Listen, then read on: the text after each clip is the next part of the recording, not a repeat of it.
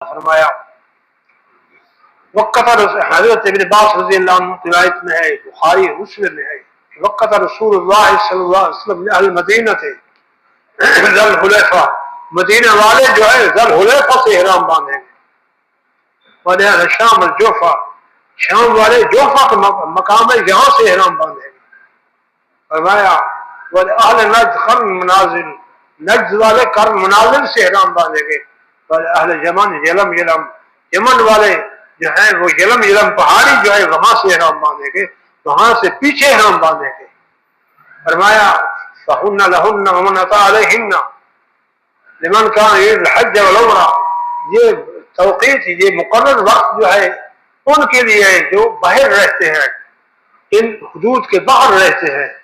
اور وہ حج عمرے کا ارادہ کرتے ہیں، تو ان مقامات پر ان کو ضروری ہے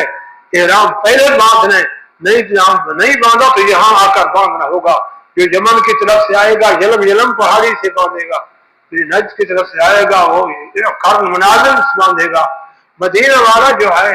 ذل حلیفہ سے باندھے گا، اور شام والے جوفہ سے باندھیں گے، تو یہاں احرام باندھیں گے، احرام کی شکل میں آگے جانا ہوگا۔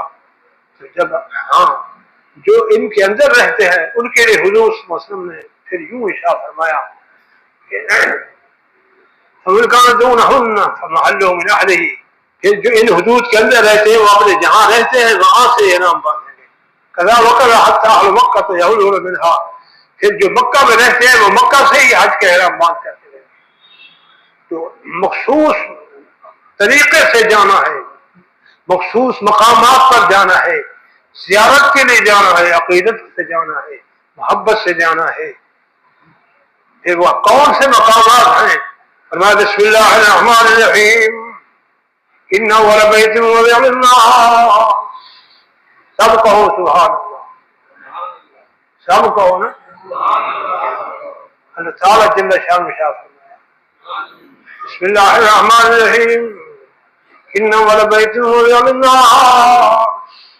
للذی ببکۃ مبارکا وہدی للعالمین، اول گھر خدا کا بیت اللہ شریف جو شہر مکہ میں ہے، سبحان، یہ وہ ٹکڑا ہے، وہ مقام ہے جس کو اللہ نے شرف بخشا ہے، اس کی زیارت کرنی ہے۔ ان زیارات میں